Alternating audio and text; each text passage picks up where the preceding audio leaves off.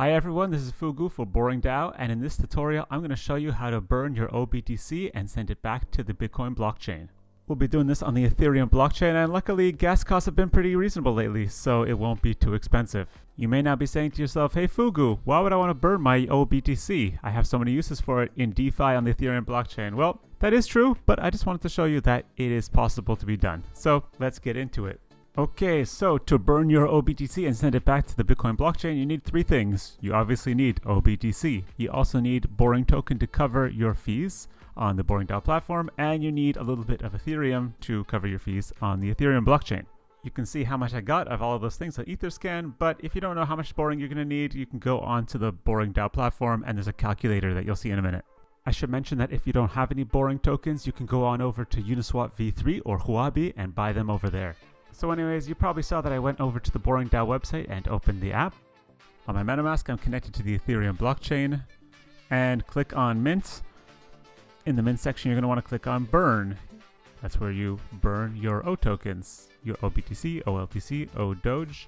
It's actually set to oBTC by default, and I'm going to be burning one oBTC and sending that back to the Bitcoin blockchain, so I'll have one Bitcoin back in my Bitcoin wallet. You may notice that when I put in one oBTC, the price oracle is not 100% accurate. It's not giving me the right price. It says 31,000 something, but the real price is actually 35,000. You'll find the more accurate price in your Etherscan, so don't worry about that. Go to Etherscan, you'll see the accurate price. Back in the Boring DAO app, I entered the Bitcoin address I want to send it to, and I click on Next. This section is the calculator. It shows you how much you're going to have to pay in fees to burn your oBTC and then get your Bitcoin back. Prices are very reasonable. You have to spend about $3.17 or 0.0001 BTC.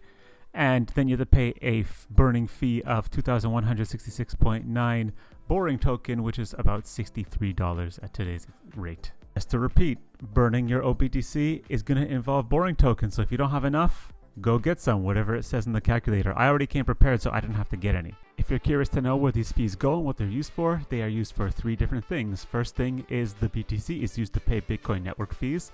And the Boring token is used for two things. One is to go into our insurance pool to cover the platform in case of an exploit. And the other 50% are going to tunnel operators, meaning those who are staking their Boring token in the tunnels. When you are ready to proceed, click on Approve, and all the usual MetaMask stuff will pop up. You need to approve the transaction. It shouldn't take too long, and gas fees are low, which is great. And you're going to get the Confirm button. You want to click on that. MetaMask will pop up again. You can see the complete transaction will cost about $8.50 US, which is pretty reasonable, especially considering how much Ethereum used to cost. Review it, click on Confirm. And there you have it. That's all you have to do. Boring DAO will take care of the rest. Your oBTC will be sent through the Boring DAO tunnel and will pop out on the other side on the Bitcoin blockchain in the form of BTC.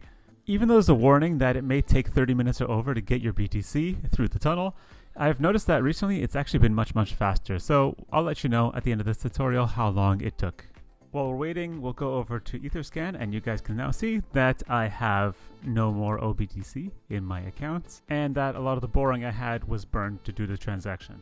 Nice, so I am actually done earlier than expected. After initiating the transaction on Ethereum, it took about 9 minutes and 30 seconds to come through on the Bitcoin side.